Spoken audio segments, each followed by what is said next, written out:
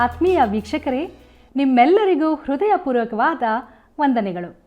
ಇಂದಿನ ಹೊಸ ಪುಸ್ತಕದ ಅಧ್ಯಯನಕ್ಕೆ ಪ್ರೀತಿಯ ಸ್ವಾಗತ. ಪ್ರಿಯರೇ, ಇಂದು ನಾವು ಆರಂಭಿಸುವ ಎಸ್ತೇರಳು ಎಂಬ ಪುಸ್ತಕವು ದೇವಾನುಗ್ರಹದ ಅದ್ಭುತ ಕಥೆಯಾಗಿದೆ. ದೇವರ ಒದಗಿಸುವಿಕೆಯ ಅದ್ವಿತೀಯವಾದ ಚಿತ್ರಣವನ್ನು ಎಸ್ತೇರಳ ಪುಸ್ತಕದಲ್ಲಿ ಒದಗಿಸುತ್ತದೆ. ನಿಮ್ಮ ಜೀವಿತದಲ್ಲಿ ದೇವರ ಅನುಗ್ರಹ ಹಾಗೂ ಒದಗಿಸುವಿಕೆಯ ಬಗ್ಗೆ ತಿಳಿದುಕೊಳ್ಳಬೇಕೆಂದು ನೀವು ಬಯಸುವುದಾದರೆ ಬನ್ನಿರಿ, ಪ್ರಾರ್ಥನಾಪೂರ್ವಕವಾಗಿ ದೇವರ ವಾಕ್ಯಗಳನ್ನು ಅಧ್ಯಯನ ಮಾಡೋಣ. ಕಾರ್ಯಕ್ರಮ ವೀಕ್ಷಿಸಿದ ನಂತರ ನಾವು ತಿಳಿಸುವ ಮೊಬೈಲ್ ಸಂಖ್ಯೆಗೆ ಮಿಸ್ ಕಾಲ್ ಕೊಡುವುದರೊಂದಿಗೆ ಮತ್ತು ಕರೆ ಮಾಡಿ ಈ ಸೇವೆಯನ್ನು ಬೆಂಬಲಿಸಿರಿ. ಬನ್ನಿರಿ, ಪ್ರಾರ್ಥನೆ ಮಾಡೋಣ. ಪ್ರೀತಿಯುಳ್ಳ ಕರ್ತನೇ, ನಮಗಾಗಿ ನೀನು ಕೊಟ್ಟಿರುವಂತಹ ಈ ಸಮಯಕ್ಕಾಗಿ ನಿನ್ನ ನಾಮಕ್ಕೆ ಸ್ತೋತ್ರ ಸಲ್ಲಿಸ್ತೇವೆ ಕರ್ತನೆ.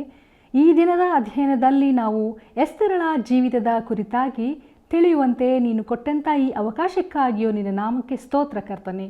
ಈ ಸಮಯದಲ್ಲಿ ಈ ಕಾರ್ಯಕ್ರಮವನ್ನು ವೀಕ್ಷಿಸುತ್ತಿರುವ ಪ್ರತಿಯೊಬ್ಬ ಜನರಿಗಾಗಿ ನಿನ್ನಲ್ಲಿ ಮೊರೆ ಇಡ್ತಾ ಇದ್ದೀನಿ ಕರ್ತನೆ. ಎಲ್ಲರನ್ನೂ ಸಹ ಹೆಚ್ಚಾಗಿ ಆಶೀರ್ವದಿಸಿ ನಿನ್ನ ವಾಕ್ಯಗಳ ಮುಖಾಂತರ ಅವರು ಬಲ ಹೊಂದುವಂತೆ ನಡೆಸಬೇಕಾಗಿ ಈ ಎಲ್ಲ ಪ್ರಾರ್ಥನೆ ವಿಜ್ಞಾಪನೆಗಳನ್ನು ನಿನ್ನ ಒಂದೇ ಹೆಸರಿನಲ್ಲಿ ನಾವು ಬೇಡಿ ಹೊಂದಿದ್ದೇವೆ ಕರ್ತನೆ, ಆಮೇನ್. ಕರ್ತನಲ್ಲಿ ಪ್ರೀತಿಯುಳ್ಳ ಸಹೋದರ ಸಹೋದರಿಯರೇ, ತಂದೆಯಾದ ದೇವರ ಚಿತ್ತಕ್ಕೆ ವಿಧೇಯನಾದ ನಮ್ಮ ರಕ್ಷಕನಾದ ಯೇಸು ಕ್ರಿಸ್ತನ ಪರಿಶುದ್ಧವುಳ್ಳ ನಾಮದಲ್ಲಿ ನಿಮ್ಮೆಲ್ಲರಿಗೂ ಹೃದಯಪೂರ್ವಕವಾದ ವಂದನೆಗಳನ್ನು ಸಲ್ಲಿಸುತ್ತಾ, ಇಂದಿನಿಂದ ಹಳೆ ಒಡಂಬಡಿಕೆಯ 17ನೇ ಪುಸ್ತಕವಾಗಿರುವ ಎಸ್ತೇರಳ ಪುಸ್ತಕದ ಅಧ್ಯಯನಕ್ಕೆ ಪ್ರೀತಿಯಿಂದ ಸ್ವಾಗತಿಸುತ್ತೇನೆ. ಹೌದು ಪ್ರಿಯರೇ, ಕಳೆದೆಲ್ಲ ದಿವಸಗಳಲ್ಲಿ ದೇವರ ವಾಕ್ಯದ ಧ್ಯಾನದಲ್ಲಿ ನಾವು ಬಹು ಅಮೂಲ್ಯವಾದ ಸತ್ಯಗಳನ್ನು ನಮ್ಮದಾಗಿ ಮಾಡಿಕೊಂಡಿದ್ದೇವೆ. ದೇವರ ನಡೆಸುವಿಕೆಗಾಗಿ ಆತನಿಗೆ ಸ್ತೋತ್ರ ಸಲ್ಲಿಸುತ್ತಾ, ಇಂದಿನಿಂದ ಎಸ್ತೇರಳ ಪುಸ್ತಕದ ಧ್ಯಾನದಲ್ಲಿ ನಾವು ಮುಂದೆ ಸಾಗುವಂತೆ ದೇವರಾತ್ಮನ ಸಹಾಯವನ್ನು ಬೇಡಿಕೊಳ್ಳೋಣ. ಪ್ರಿಯರೇ, ಈ ಪುಸ್ತಕದ ಪ್ರಸ್ತಾವನೆಯನ್ನು ನೋಡುವಾಗ ಈ ಪುಸ್ತಕವನ್ನು ಬರೆದವರಾರೆಂಬುದು ನಿಶ್ಚಯವಾಗಿಲ್ಲ, ಆದರೆ ಮೊರ್ದೆಕೈಯು ಇದನ್ನು ಬರೆದಿರಬಹುದು. ಎಸ್ತೇರಳ ಪುಸ್ತಕ 9ನೇ ಅಧ್ಯಾಯ 29ನೇ ವಚನವನ್ನು ನೋಡಿರಿ. ಹಾಗೆಯೇ ಎಸ್ತೇರಳ ಪುಸ್ತಕ 4ನೇ ಅಧ್ಯಾಯ 14ನೇ ವಚನ ಹೀಗೆ ಹೇಳುತ್ತದೆ: ನೀನು ಈಗ ಸುಮ್ಮನಿದ್ದು ಬಿಟ್ಟರೆ ಬೇರೆ ಕಡೆಯಿಂದ ಯೆಹೂದ್ಯರಿಗೆ ಸಹಾಯವೂ ವಿಮೋಚನೆಯೂ ಉಂಟಾದಾವು. ನೀನಾದರೂ ನಿನ್ನ ತಂದೆಯ ಮನೆಯವರೊಡನೆ ನಾಶವಾಗುವಿ.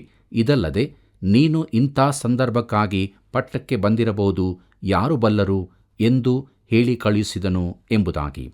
ಕರ್ತನಲ್ಲಿ ಪ್ರಿಯರೇ, ಈ ಪುಸ್ತಕದಲ್ಲಿ ಎಲ್ಲಿಯೂ ದೇವರ ಹೆಸರೇ ಉಲ್ಲೇಖವಾಗಿಲ್ಲದರಿಂದ ಇದು ಇಡೀ ಸತ್ಯವೇದದಲ್ಲಿಯೇ ವಿಶಿಷ್ಟವಾದ ಪುಸ್ತಕವಾಗಿದೆ. ದೇವರನ್ನು ತಿಳಿಸುವ ಯಾವ ಪದವೂ ಇದರಲ್ಲಿ ಕಾಣುವುದಿಲ್ಲ. ಆದರೆ ಮೂರ್ತಿ ಪೂಜಕನಾದ ರಾಜನ ಪದವು 192 ಬಾರಿ ಉಲ್ಲೇಖವಾಗಿದೆ. ಪ್ರಾರ್ಥನೆ ಎಂಬ ಪದವು ಕಾಣಿಸುವುದಿಲ್ಲ, ಅದು ಇರಲಾರದು. ಯಾಕಂದರೆ ದೇವರು ಎಂಬ ಪದವೇ ಕಾಣುವುದಿಲ್ಲವಲ್ಲ. ಪ್ರಿಯರೇ, ಹೊಸ ಒಡಂಬಡಿಕೆಯಲ್ಲೆಲ್ಲ ಎಸ್ತೇರಳ ಪುಸ್ತಕದ ಉಲ್ಲೇಖವಾಗಿಲ್ಲ, ಅದರ ಹೆಸರು ಕೂಡ ಕಾಣಿಸಿಕೊಳ್ಳಿಲ್ಲ. ಆದರೆ ವಿಗ್ರಹಾರಾಧಕರ ಮೂಢನಂಬಿಕೆಗಳು ಬರೆಯಲ್ಪಟ್ಟಿವೆ. ಆಗಿನ ಜಗತ್ತನ್ನು ಆಳಿದ ಮಹಾಚಕ್ರವರ್ತಿಯೊಬ್ಬನ ಆಸ್ಥಾನದ ಕುರಿತು ಹೇಳಲಾಗಿದೆ. ಪ್ರಿಯರೇ, ಇದು ನಿಜವಾಗಿಯೂ ಅಸಾಮಾನ್ಯವಾದ ಪುಸ್ತಕವಾಗಿದೆ. ಪ್ರೀತಿಯುಳ್ಳ ಸಹೋದರ ಸಹೋದರಿಯರೇ, ಇನ್ನೊಂದು ಕಾರಣಕ್ಕಾಗಿಯೂ ಇದೊಂದು ಅಸಾಮಾನ್ಯ ಪುಸ್ತಕವಾಗಿದೆ. ಅದೇನೆಂದರೆ ಈ ಪುಸ್ತಕವು ಒಬ್ಬ ಸ್ತ್ರೀಯ ಹೆಸರಿನಿಂದ ಕರೆಯಲ್ಪಟ್ಟಿದೆ. ಸತ್ಯವೇದದಲ್ಲಿ 2 ಪುಸ್ತಕಗಳು ಮಾತ್ರ ಮಹಿಳೆಯರ ಹೆಸರಿನಿಂದ ಕರೆಯಲ್ಪಟ್ಟಿದೆ. ಕೆಲವರು ಯೋಹಾನನ ಪತ್ರಿಕೆಗಳನ್ನು ಎಂಬುದಾಗಿ ಹೇಳುತ್ತಾರೆ, ಆದರೆ ನಾನದನ್ನು ಒಪ್ಪುವುದಿಲ್ಲ. ಪ್ರಿಯರೇ, ಈ 2 ಪುಸ್ತಕಗಳು ಅಂದರೆ ರೂತಳು ಹಾಗೂ ಎಸ್ತೇರಳು ಮಾತ್ರ ಸ್ತ್ರೀಯರ ಹೆಸರಿನಿಂದ ಕರೆಯಲ್ಪಟ್ಟಿದೆ. ರೂತಳು ಬಿಡುಗಡೆಯ ಸುಖ ಪ್ರಸಂಗ ಹಾಗೂ ಎಸ್ತೇರಳು ದೈವ ಕಾರ್ಯದ ಸುಖ ಪ್ರಸಂಗವಾಗಿದೆ. ಬಿಡುಗಡೆಯು ಒಂದು ಸುಖ ಪ್ರಸಂಗವೇ, ಅದು ಪ್ರೀತಿಯ ಕಥೆಯಾಗಿದೆ. ಆತನು ಮೊದಲು ನಮ್ಮನ್ನು ಪ್ರೀತಿಸಿದರಿಂದ ನಾವು ಆತನನ್ನು ಪ್ರೀತಿಸುತ್ತೇವೆ ಮತ್ತು ಆತನು ನಮ್ಮನ್ನು ಪ್ರೀತಿಸುವುದರಿಂದ ತನ್ನನ್ನೇ ಸಮರ್ಪಿಸಿಕೊಂಡನು. ಎಸ್ತೇರಳ ಪುಸ್ತಕವು ದೇವಾನುಗ್ರಹದ ಅದ್ಭುತ ಕಥೆಯಾಗಿದೆ. ನಾವು ವಾಸಿಸುವ ಈ ಭೌತಿಕ ಲೋಕವನ್ನು ದೇವರು ತನ್ನ ಅನುಗ್ರಹದಿಂದ ನಡೆಸುತ್ತಾನೆ. ತನ್ನ ಎಲ್ಲ ಸೃಷ್ಟಿಯನ್ನು ಆತನು ಹೀಗೆಯೇ ನಡೆಸುತ್ತಿದ್ದಾನೆ. ಕರ್ತನಲ್ಲಿ ಪ್ರಿಯರೇ, ದೇವರು ವಾಗ್ದಾತ ದೇಶಕ್ಕೆ ಇಸ್ರಾಯೇಲ್ಯರನ್ನು ಸೇರಿಸುವ ಮೊದಲು ಧರ್ಮೋಪದೇಶ ಕಾಂಡದಲ್ಲಿ ಅವರ ಚರಿತ್ರೆಯ ರೂಪರೇಷೆಯನ್ನು ತೋರಿಸುತ್ತಾನೆ. ಬ್ಯಾಬಿಲೋನಿಗೆ ಸರಿಯಾಗಿ ಹೋಗುವ ಕುರಿತು, ರೋಮ್ ಸಾಮ್ರಾಜ್ಯ ಯೆರೂಸಲೇಮು ನಾಶಪಡಿಸುವ ಕುರಿತು, ಅವರು ಸೆರೆ ಒಯ್ಯಲ್ಪಡುವ ಕುರಿತೂ ತಿಳಿಸಿದ್ದಾನೆ. ಆತನು ಹೇಳಿದ ಪ್ರಕಾರವೇ ನಡೆಯಿತು. ಧರ್ಮೋಪದೇಶಕಾಂಡ ಪುಸ್ತಕ 31ನೇ ಅಧ್ಯಾಯ 18ನೇ ವಚನದಲ್ಲಿ ದೇವರು ಹೀಗೆ ಹೇಳುತ್ತಾನೆ, ಅವರು ನನ್ನನ್ನು ಬಿಟ್ಟು ಇತರ ದೇವರುಗಳನ್ನು ಆಶ್ರಯಿಸಿ ಬಹಳ ದುಷ್ಕಾರ್ಯಗಳನ್ನು ನಡೆಸುವುದರಿಂದ ನಾನು ಆ ಕಾಲದಲ್ಲಿ ಖಂಡಿತವಾಗಿ ಅವರಿಗೆ ವಿಮುಖನಾಗಿರುವೆನು ಎಂಬುದಾಗಿ. ಕರ್ತನಲ್ಲಿ ಪ್ರಿಯರೇ, ಎಸ್ತೇರಳ ಪುಸ್ತಕದಲ್ಲಿ ದೇವರು ಅವರಿಗೆ ತನ್ನ ಮುಖವನ್ನು ಮರೆಮಾಡಿದ್ದನು. ಆದರೆ ದೇವರು ಮರೆಯಲ್ಲಿ ನಿಂತು ತನ್ನವರ ಮೇಲೆ ಕಣ್ಣಿಡುತ್ತಾನೆ ಎಂದು ನಾವು ಹೇಳಬಹುದು. ದೇವರ ಚಿತ್ತಕ್ಕೆ ವಿರೋಧವಾಗಿ ನಡೆದ ಜನರ ಗುಂಪಿನ ಕುರಿತಾದ ವಿವರ ಈ ಎಸ್ತೇರಳ ಪುಸ್ತಕದಲ್ಲಿದೆ. ಕರ್ತನಲ್ಲಿ ಪ್ರಿಯರೇ, 70 ವರ್ಷಗಳ ಬ್ಯಾಬಿಲೋನಿನ ಸೆರೆವಾಸದ ನಂತರ ಅವರು ತಮ್ಮ ದೇಶಕ್ಕೆ ಹಿಂತಿರುಗಬಹುದೆಂದು ಕೋರೇಷನು ರಾಜಾಜ್ಞೆ ಹೊರಡಿಸಿದಾಗ ಎಲ್ಲರೂ ಹಿಂದಿರುಗಲಿಲ್ಲ. ಸುಮಾರು 60,000 ಜನ ಹಿಂದಿರುಗಿದರು. ಇದರ ದಾಖಲೆ ಎಜ್ರ, ನೆಹೆಮೀಯ ಪುಸ್ತಕಗಳಲ್ಲಿದೆ. ಹಗ್ಗಾಯ, ಜಕರ್ಯರ ಪ್ರವಾದನೆಯ ಪುಸ್ತಕಗಳಲ್ಲಿಯೂ ಇದೆ. ಹಾಗಾದರೆ ಸ್ವದೇಶಕ್ಕೆ ಹಿಂತಿರುಗದಿದ್ದ ದೊಡ್ಡ ಗುಂಪಿನ ಜನರು ಏನಾದರು? ಈಗಲೂ ಇಂಥ ಪರಿಸ್ಥಿತಿ ಇದೆ. ನಾವು ಇಸ್ರಾಯೇಲ್ ದೇಶದ ಕುರಿತು ಮಾತನಾಡುತ್ತೇವೆ. ಸುಮಾರು 2 ಲಕ್ಷದಷ್ಟು ಜನರು ಹಿಂತಿರುಗಿ ತಮ್ಮ ದೇಶಕ್ಕೆ ಬಂದಿರುತ್ತಾರೆ. ಆದರೆ ಸುಮಾರು 16 ಲಕ್ಷ ಇಸ್ರಾಯೇಲ್ಯರು ಇನ್ನೂ ಪ್ರಪಂಚದಾದ್ಯಂತ ಹರಡಿಕೊಂಡಿದ್ದಾರೆ. ಅಂದರೆ ಹೆಚ್ಚಿನವರು ತಮ್ಮ ದೇಶಕ್ಕೆ ಸೇರಿಕೊಂಡಿಲ್ಲವೆಂದಾಯಿತು. ಪ್ರಿಯರೇ, ಆ ದಿನಗಳ ಪರಿಸ್ಥಿತಿಯ ಹೋಲಿಕೆಗಾಗಿ ಮಾತ್ರ ಈ ವಿಚಾರವನ್ನು ಇಲ್ಲಿ ಹೇಳಿಯದೆ. ಕರ್ತನಲ್ಲಿ ಪ್ರಿಯರೇ, ಕೋರೇಷನ ರಾಜಾಜ್ಞೆಯ ಬಳಿಕವೂ ಅನೇಕ ಲಕ್ಷ ಮಂದಿ ಸ್ವದೇಶಕ್ಕೆ ಹಿಂತಿರುಗಲಿಲ್ಲ. ಅವರು ಬರಬೇಕಿತ್ತು. ದೇವರು ಹಾಗೆ ಆಜ್ಞೆ ಮಾಡಿದ್ದನು. ಈಗ ಅವರು ದೇವರ ಚಿತ್ತಕ್ಕೆ ವಿರೋಧವಾಗಿ ಅಲ್ಲಿ ಉಳಿದುಕೊಂಡಿದ್ದಾರೆ. ಆದರೆ ಹಿಂದೆ ಬಾರದ ಈ ಜನರ ನಿಖರವಾದ ಲೆಕ್ಕವಿದೆಯೋ ಎಂಬುದೇ ಪ್ರಶ್ನೆಯಾಗಿದೆ. ಹೌದು, ಈ ದಾಖಲೆಯು ಎಸ್ತೇರಳ ಪುಸ್ತಕದಲ್ಲಿದೆ. ಅಂದರೆ ಅವರ ಚರಿತ್ರೆಯ ಒಂದು ಪುಟವು, ಅವರ ಅನುಭವದ ಚಿಕ್ಕ ಭಾಗವು, ಅವರ ದಾಖಲೆಯ ಒಂದು ಅಂಶವು ಇಲ್ಲಿ ದಾಖಲಾಗಿರುತ್ತದೆ.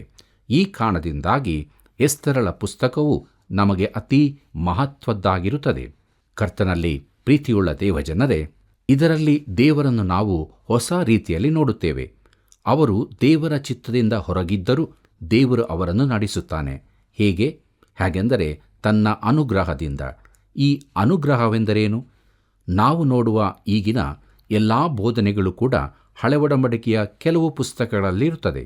ಬಿಡುಗಡೆಯ ಕುರಿತಾಗಿ ವಿಮೋಚನಾ ಕಾಂಡದಲ್ಲಿ, ವಿಮೋಚನೆಯಲ್ಲಿನ ಪ್ರೀತಿಯ ಪಾತ್ರವನ್ನು ರೂತಳ ಪುಸ್ತಕದಲ್ಲಿ, ಯೋಬನ ಪುಸ್ತಕದಲ್ಲಿ ಪಶ್ಚಾತ್ತಾಪದ ಕುರಿತಾಗಿ, ಯೋನನ ಪುಸ್ತಕದಲ್ಲಿ ಪುನರುತ್ಥಾನದ ಕುರಿತಾಗಿ, ಹೀಗೆ ಕ್ರೈಸ್ತ ವಿಶ್ವಾಸದ ಪ್ರಾಮುಖ್ಯವಾದ ಬೋಧನೆಗಳೆಲ್ಲ ಹಳೆ ಒಡಂಬಡಿಕೆಯ ಪುಸ್ತಕಗಳಲ್ಲಿ ತಿಳಿಸಲ್ಪಟ್ಟಿದೆ. ಪ್ರಿಯರೇ, ಎಸ್ತೇರಳ ಪುಸ್ತಕದಲ್ಲಿ ದೇವಾನುಗ್ರಹದ ಕುರಿತಾಗಿ ಹೇಳಿಯದೆ, ಪರದೇಶದಲ್ಲಿ ದೇವರ ಚಿತ್ತಕ್ಕೆ ವಿರುದ್ಧವಾಗಿ ಜೀವಿಸುತ್ತಿದ್ದ ಸ್ವದೇಶಕ್ಕೆ ಹಿಂತಿರುಗದೇ ಇದ್ದವರು, ಈ ಜನರು ಅಲ್ಲಿಯೇ ಉಳಿದುಕೊಂಡರು. ಅವರು ದೇವರಿಗೆ ಅವಿಧೇಯರಾದರು, ದೇವರನ್ನು ಮರೆತರು, ಆತನಿಂದ ದೂರವಾದರು. ತಮ್ಮ ಸಂಕಟ ಕಾಲದಲ್ಲಿ ಆತನಿಗೆ ಮೊರೆಯಿಡಲಿಲ್ಲ. ಕರ್ತನಲ್ಲಿ ಪ್ರಿಯರೇ, ಈ ಅಪರಿಚಿತ ದೇಶಕ್ಕೆ ಸೆರೆಯಾಗಿ ಬಂದ ಆರಂಭದಲ್ಲಿ ಅವರು, ಈ ಅಪರಿಚಿತ ದೇಶದಲ್ಲಿ ಕರ್ತನ ಹಾಡನ್ನು ಹೇಗೆ ಹಾಡಲಿ ಎಂದರು. ಚಿಯೋನನ್ನು ನೆನಪಿಸಿಕೊಂಡು ಅಳುತ್ತಾ ಕೂತಿದ್ದರು. ಆದರೆ ಈಗ ಚಿಯೋನನ್ನು ಮರೆತಿದ್ದಾರೆ. ಅದು ಪಾಳು ಬಿದ್ದು ಕೊಂಪೆಯಾಗಿದೆ. ಅವರು ಅಲ್ಲಿಗೆ ಹೋಗಲು ಇಚ್ಛಿಸಲಿಲ್ಲ. ಆರಂಭದಲ್ಲಿ ಅವರು ಒಂದು ಒಡಂಬಡಿಕೆ ಮಾಡಿಕೊಂಡಿದ್ದರು. ಕೀರ್ತನೆ 137 6ನೇ ವಚನ ಹೀಗೆ ಹೇಳುತ್ತದೆ, ಯೆರೂಸಲೇಮೇ, ನಾನು ನಿನ್ನನ್ನು ನೆನೆಸದಿದ್ದರೆ ನನ್ನ ನಾಲಿಗೆಯು ಸೇದಿ ಹೋಗಲಿ ಎಂಬುದಾಗಿ. ಪ್ರಿಯರೇ, ಅವರು ಮರೆತದ್ದರಿಂದ ಈಗ ಅವರ ಬಾಯಿ ಮೌನವಾಗಿದೆ. ಈಗ ಅವರು ದೇವರನ್ನು ಸ್ತುತಿಸುವುದೂ ಇಲ್ಲ, ಆತನಿಗೆ ಪ್ರಾರ್ಥಿಸುತ್ತಲೂ ಇಲ್ಲ. ಆದ್ದರಿಂದಲೇ ಇದು ಒಂದು ಪ್ರಾಮುಖ್ಯವಾದ ಪುಸ್ತಕವಾಗಿದೆ. ಆದರೆ ದೇವರು ಏನು ಮಾಡುತ್ತಿದ್ದಾನೆ? ಆತನು ಅವರನ್ನು ಮರೆತಿರಲಿಲ್ಲ. ಆತನನ್ನು ತಿರಸ್ಕರಿಸಿದ ಅವರನ್ನು ಆತನು ಹೇಗೆ ನಡೆಸಿಯಾನು? ಪ್ರಿಯರೇ, ಆತನು ತನ್ನ ಅನುಗ್ರಹದ ಕುರಿತು ಇಲ್ಲಿ ತಿಳಿಸುತ್ತಾನೆ. ಹಾಗಾದರೆ ದೇವರ ಅನುಗ್ರಹವೆಂದರೇನು? ಪ್ರಿಯರೇ, ನಾನು ದೈವಶಾಸ್ತ್ರಾನುಸಾರ ಮಾತಾಡುತ್ತೇನೆ. ಕ್ಷಮಿಸಿರಿ. ದೇವಾನುಗ್ರಹವೆಂದರೆ ಜೀವಿಸುವ, ಜೀವವಿಲ್ಲದ, ಕಾಣುವ, ಅದೃಶ್ಯವಾದ ಒಳ್ಳೆಯ ಹಾಗೂ ಕೆಟ್ಟವುಗಳನ್ನು ಒಂದು ಯೋಗ್ಯ ಉದ್ದೇಶಕ್ಕಾಗಿ ದೇವರು ನಡೆಸುವಂಥದ್ದೇ ಆಗಿದೆ. ಅಂದರೆ ಎಲ್ಲದರಲ್ಲಿ ಕೊನೆಗೆ ಆತನ ಚಿತ್ತವೇ ನೆರವೇರುತ್ತದೆ. ಕೀರ್ತನೆಗಾರನು 103ನೇ ಕೀರ್ತನೆ 19ನೇ ವಚನದಲ್ಲಿ ಹೇಳುವಂತೆ, ಆತನು ಸಮಸ್ತವನ್ನು ಆಳುತ್ತಾನೆ ಎಂಬುದಾಗಿ.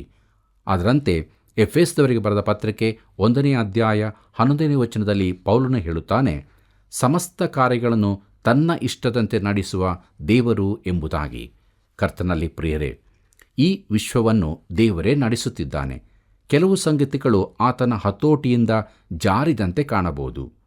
ಆದರೆ ಪರಿಸ್ಥಿತಿಗಳು ತಡಿಯಲ್ಲಿರುತ್ತದೆ, ಅವು ಮಾನವನನ್ನು ನಡೆಸುತ್ತದೆ ಎಂಬ ಎಮರ್ಸರ್ಸನ ನುಡಿ ಸರಿಯಲ್ಲ. ಮಾನವನನ್ನು ಪರಿಸ್ಥಿತಿಗಳು ಹತೋಟಿಯಲ್ಲಿರಿಸಿಕೊಂಡಿವೆ ಸರಿ, ಆದರೆ ಅವು ತಡಿಯಲಿಲ್ಲ, ದೇವರ ಹಸ್ತದಲ್ಲಿರುತ್ತದೆ.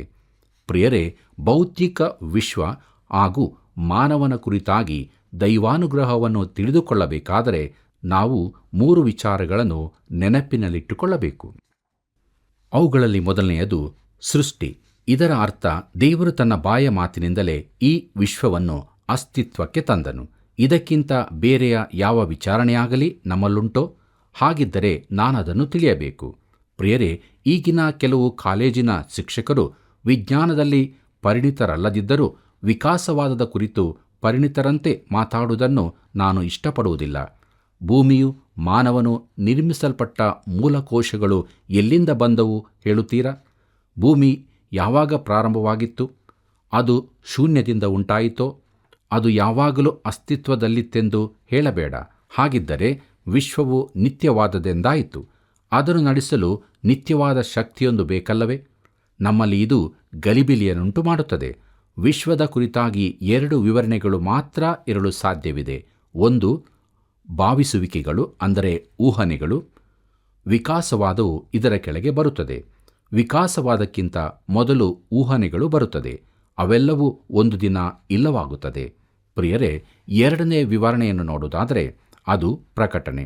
ಕ್ರೈಸ್ತರಾದ ನಾವು ಈ ವಿಶ್ವವು ಹೇಗೆ ಆರಂಭವಾಯಿತೆಂಬುದನ್ನು ವಿಶ್ವಾಸದಿಂದ ಮಾತ್ರ ತಿಳಿದುಕೊಳ್ಳಬಹುದು.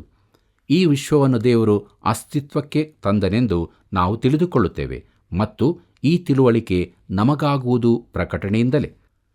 ರೋಮಾಪುರದವರಿಗೆ ಬರೆದ ಪತ್ರಿಕೆ 10ನೇ ಅಧ್ಯಾಯ 17ನೇ ವಚನ ಹೀಗೆ ಹೇಳುತ್ತದೆ, ಆದ ಕಾರಣ ಸಾರಿದ ವಾರ್ತೆಯು ನಂಬಿಕೆಗೆ ಆಧಾರ, ಆ ವಾರ್ತೆಗೆ ಕ್ರಿಸ್ತನ ವಾಕ್ಯವೇ ಆಧಾರ ಎಂಬುದಾಗಿ.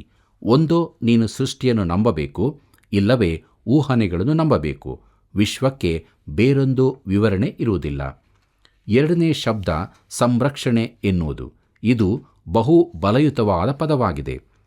ದೇವರ ಸಂರಕ್ಷಣೆಯಿಂದಲೇ ಈ ವಿಶ್ವವು ಸಮಗ್ರವಾಗಿ ಉಳಿದುಕೊಂಡಿದೆ. ಇಬ್ರಿಯರಿಗೆ ಬರೆದ ಪತ್ರಿಕೆ 1ನೇ ಅಧ್ಯಾಯ 3ನೇ ವಚನ ಹೀಗೆ ಹೇಳುತ್ತದೆ, ಕ್ರಿಸ್ತನು ತನ್ನ ಶಕ್ತಿಯ ವಾಕ್ಯದಿಂದ ಸಮಸ್ತಕ್ಕೆ ಆಧಾರವೂ ಆಗಿದ್ದಾನೆ ಎಂಬುದಾಗಿ. ಕೊಲೊಸ್ಸೆಯವರಿಗೆ ಬರೆದ ಪತ್ರಿಕೆ 1ನೇ ಅಧ್ಯಾಯ 17ನೇ ವಚನದಲ್ಲಿ ಹೀಗೆ ನೋಡುತ್ತೇವೆ, ಆತನು ಎಲ್ಲಕ್ಕೂ ಮೊದಲು ಇದ್ದವನು, ಆತನು ಸಮಸ್ತಕ್ಕೂ ಆಧಾರಭೂತನು ಎಂಬುದಾಗಿ. ಪ್ರಿಯರೇ, ಈ ವಿಶ್ವವನ್ನು ಒಟ್ಟಾಗಿ ಹಿಡಿದಿರುವ ಆ ಅಂಟು ಯಾವುದು?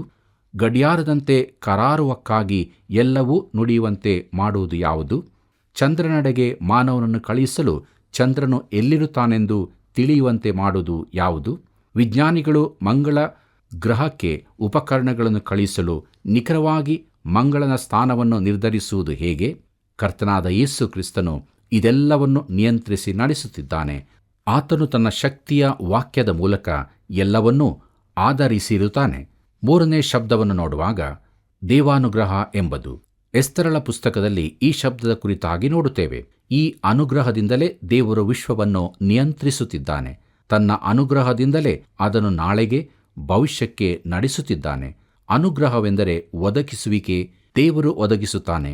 ಮೋರೆಯ ಬೆಟ್ಟಕ್ಕೆ ಯಜ್ಞವನ್ನರ್ಪಿಸಲು ಅಬ್ರಹಾಮನು, ಈಸಾಕನು ಹೋದಾಗ ಅಬ್ರಹಾಮನು ಏನು ಹೇಳಿದನೆಂದು ನೆನಪಿದೆಯೋ? ಅವರಲ್ಲಿ ಎಲ್ಲವೂ ಇತ್ತು, ಆದರೆ ಯಜ್ಞದ ಪಶುವಿರಲಿಲ್ಲ. ಆದಿಕಾಂಡ ಪುಸ್ತಕ 22ನೇ ಅಧ್ಯಾಯ 7 ಮತ್ತು 8ನೇ ವಚನ ಹೀಗೆ ಹೇಳುತ್ತದೆ, ಹೋಗುವಾಗ ಈಸಾಕನು ತನ್ನ ತಂದೆಯಾದ ಅಬ್ರಹಾಮನಿಗೆ ಅಪ್ಪ ಎಂದು ಕರೆಯಲು ಅಬ್ರಹಾಮನು ಏನು ಮಗನೇ ಅಂದನು. ಈಸಾಕನು, ಇಗೋ ಬೆಂಕಿಯೂ ಕಟ್ಟಿಗೆಯೂ ಉಂಟು, ಆದರೆ ಹೋಮಕ್ಕೆ ಬೇಕಾದ ಕುರಿಯಲ್ಲಿ ಎಂದು ಕೇಳಿದಕ್ಕೆ ಅಬ್ರಹಾಮನು, ಮಗನೇ, ಹೋಮಕ್ಕೆ ಬೇಕಾದ ಕುರಿಯನ್ನು ದೇವರೇ ಒದಗಿಸುವನು ಅಂದನು. ಪ್ರಿಯರೇ, 1900 ವರ್ಷಗಳ ಬಳಿಕ ಅದೇ ಪರ್ವತ ಸಾಲಿನಲ್ಲಿ ಯಜ್ಞಕ್ಕೆ ಕುರಿಯನ್ನು ದೇವರು ಒದಗಿಸಿದನು. ಗೊಲ್ಗತಾ ಗುಡ್ಡದಲ್ಲಿ ಕರ್ತನಾದ ಯೇಸು ಕ್ರಿಸ್ತನು ಕ್ರೂಜಿಸಲ್ಪಟ್ಟನು. ದೇವರು ಒದಗಿಸಿದ ಕುರಿಮರಿ ಆತನೇ. ಆತನು ಲೋಕದ ಪಾಪವನ್ನು ನಿವಾರಣೆ ಮಾಡುವ ಯಜ್ಞದ ಕುರಿಯಾದನು. ಆದ್ದರಿಂದ ದೇವರು ಒದಗಿಸುತ್ತಾನೆ. ಹೌದು, ಆತನು ಖಂಡಿತವಾಗಿಯೂ ಎಲ್ಲವನ್ನೂ ಒದಗಿಸುವಾತನೂ ಆಗಿದ್ದಾನೆ. ಪ್ರೀತಿಯುಳ್ಳ ದೇವಜನರೇ, ಒದಗಿಸುವಿಕೆ ಎಂದರೆ ಮಾನವನ ವ್ಯವಹಾರಗಳಲ್ಲಿ ದೇವರ ಹಸ್ತದ ಕಾರ್ಯವಿರುವುದಾಗಿದೆ. ಆತನು ಚುಕ್ಕಾಣಿ ಹಿಡಿಯದಿರದಿದ್ದರೂ ಹಿಂದೆ ಕುಳಿತು ನಿಯಂತ್ರಿಸುವನಾಗಿರುತ್ತಾನೆ. ಆತನು ಸಂಜ್ಞೆಗಳನ್ನು ಕೊಡುವಾತನು. ಅದು ಜೀವನ ನೌಕೆಯ ಅದೃಶ್ಯ ಚುಕ್ಕಾಣಿಯಾಗಿರುತ್ತದೆ. ರಾತ್ರಿಯ ಜಾವದಲ್ಲೂ ದೇವರು ನಡೆಸುವ ಚಾಲಕನಾಗಿದ್ದಾನೆ.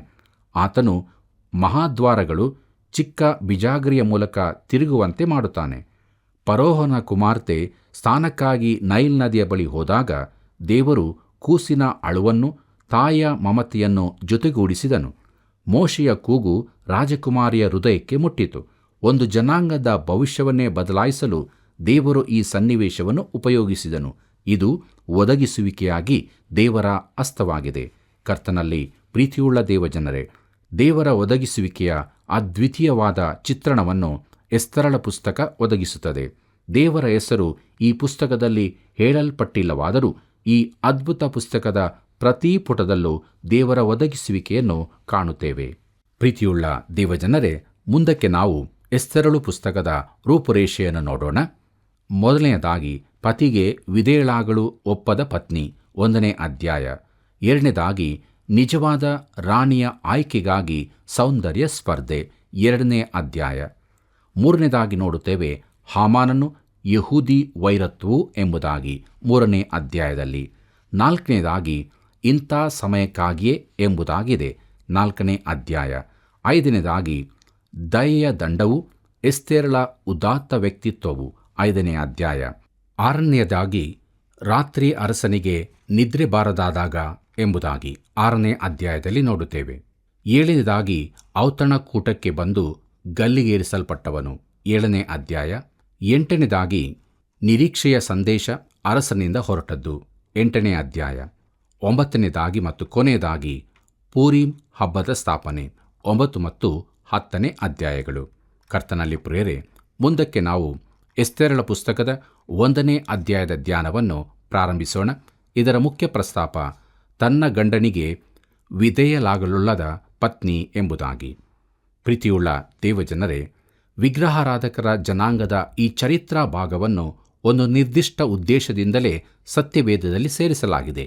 ದೇವರ ಒದಗಿಸುವಿಕೆಯನ್ನು ತಿಳಿಸುವುದಕ್ಕಾಗಿ ಈ ಚರಿತ್ರೆಯ ಪುಟಗಳನ್ನು ತಿರುಗಿಸುತ್ತಾ ಹೋದಂತೆ ನಮಗೆ ಇದು ಸ್ಪಷ್ಟವಾಗುತ್ತದೆ. ಪ್ರಿಯರೇ, ವಿಗ್ರಹಾರಾಧಕ ದೇಶದ ಕಾನೂನು ಹಾಗೂ ವೈವಾಹಿಕ ತೊಂದರೆಯೊಂದಿಗೆ ಇದು ಪ್ರಾರಂಭವಾಗುತ್ತದೆ. ಅದು ರಾಜ್ಯದಲ್ಲಿ ಉದ್ಭವಿಸಿದ ಅತಿ ವೈಯಕ್ತಿಕ ಸಂಗತಿಯಾದರೂ ಅಂತಾರಾಷ್ಟ್ರೀಯ ಪ್ರಭಾವವನ್ನುಂಟು ಮಾಡುತ್ತದೆ. ಬನ್ನಿರಿ, ನಮ್ಮ ಧ್ಯಾನದಲ್ಲಿ ಮುಂದುವರಿಯುವ ಹಾಗೆ ಎಸ್ತೇರಳ ಪುಸ್ತಕ 1ನೇ ಅಧ್ಯಾಯ 1ನೇ ವಚನವನ್ನು ಗಮನಿಸೋಣ. ಅಲ್ಲಿ ಹೀಗೆ ಬರೆದದೆ: ಹಿಂದೂಸ್ತಾನ ಮೊದಲುಗೊಂಡು ಕೂಶಿನವರೆಗೂ ಇರುವ 127 ಸಂಸ್ಥಾನಗಳನ್ನು ಆಳುತ್ತಿದ್ದ ಅಹಷ್ವೇರೋಷನ ಕಾಲದಲ್ಲಿ ನಡೆದ ಚರಿತ್ರೆ ಎಂಬುದಾಗಿ. ಕರ್ತನಲ್ಲಿ ಪ್ರಿಯರೇ, ಅಹಷ್ವೇರೋಷ ಎಂಬುದು ಒಂದು ವ್ಯಕ್ತಿನಾಮವಾಗಿರದೆ ವಂಶದ ಬಿರುದಿನ ಪದವಾಗಿತ್ತೆಂಬುದನ್ನು ನಾವು ಮೊದಲಾಗಿ ತಿಳಿದುಕೊಳ್ಳತಕ್ಕದ್ದು. ಆ ಪದದ ಅರ್ಥ ಉನ್ನತ ಪಿತನು ಅಥವಾ ಗೌರವಾನ್ವಿತ ರಾಜನು ಎಂದಾಗುತ್ತದೆ. ಕೈಸರನೆಂಬುದು ಒಬ್ಬ ವ್ಯಕ್ತಿಯನ್ನು ಸೂಚಿಸದೆ ಒಂದು ಬಿರುದು ಹೇಗಾಗಿತ್ತೋ ಅದರಂತೆಯೇ ಅಹಷ್ವೇರೋಷನೆಂಬುದು ಕೂಡ. ಅದು ಚರಿತ್ರೆಯ ಈ ಪರ್ಷಿಯ ರಾಜನನ್ನು ಸೂಚಿಸುವಂಥದ್ದಾಗಿರಲಿಲ್ಲ. ಈ ಕುರಿತು ತುಂಬ ಚರ್ಚೆ ನಡೆದಿದೆ. ಕರ್ತನಲ್ಲಿ ಪ್ರಿಯರೇ, ನನ್ನ ಪ್ರಕಾರ ಎಸ್ತೇರಳ ಪುಸ್ತಕದಲ್ಲಿ ತಿಳಿಸಲ್ಪಟ್ಟ ಈ ಅಹಷ್ವೇರೋಷನೆಂದರೆ ಮಹಾಪರ್ಷಿಯದ ಅರ್ಥಶಸ್ತ್ರನಾಗಿರಬಹುದು. ಯಾಕಂದರೆ ಅವನ ಕಾಲದಲ್ಲಿ ಪರ್ಷಿಯ ರಾಜ್ಯವು ಅತ್ಯುನ್ನತ ಸ್ಥಿತಿಗೇರಿತ್ತು. ಪೂರ್ವ ರಾಜ್ಯವೊಂದು ಪಶ್ಚಿಮ ರಾಜ್ಯಗಳನ್ನು ವಶಪಡಿಸುವಲ್ಲಿ ಈತನು ಅಂತಿಮ ಮಹಾಪ್ರಯತ್ನವನ್ನು ಮಾಡಿದನು. ಅದು ನಿಜವಾಗಿ ಬೃಹತ್ತಾದ ಪ್ರಯತ್ನವೇ ಆಗಿತ್ತು. ಪ್ರಿಯರೇ, ಪರ್ಷಿಯಾದ ಬೆಹಿಸ್ತಾನ್ ಬಂಡೆಯ ಮೇಲೆ ಮಹಾದಾರ್ಯವೇಶನ ಕುರಿತ ಚಿತ್ರ ಹಾಗೂ ಕೆತ್ತನೆಗಳು ಎಂಬ ಗ್ರಂಥವು 1907ರಲ್ಲಿ ಬ್ರಿಟಿಷ್ ಮ್ಯೂಸಿಯಂನಿಂದ ಪ್ರಕಟಿಸಲ್ಪಟ್ಟಿತು. ಅದರಲ್ಲಿ ಯೆಶಾಯನ ಪ್ರವಾದನೆ ಗ್ರಂಥ 44ನೇ ಅಧ್ಯಾಯ 28ನೇ ವಚನ ಮತ್ತು 45ನೇ ಅಧ್ಯಾಯ 1ನೇ ವಚನದಲ್ಲಿನ ಕೋರೆಷನ ತಂದೆ ತಾಯಿಗಳು ಅಹಷ್ವೇರೋಷನು ಎಸ್ತೇರಳು ಆಗಿದ್ದರು ಎಂಬುದಾಗಿ ಉಲ್ಲೇಖಿಸಲ್ಪಟ್ಟಿದೆ. ಕರ್ತನಲ್ಲಿ ಪ್ರಿಯರೇ, ಅಹಷ್ವೇರೋಷನು ಮಹಾಸಂಸ್ಥಾನನಾಗಿ ಹಿಂದೂಸ್ತಾನದಿಂದ ಕೂಶಿನವರೆಗೂ ಹರಡಿದ್ದ ಪ್ರದೇಶವನ್ನು ಆಳುತ್ತಿದ್ದನು.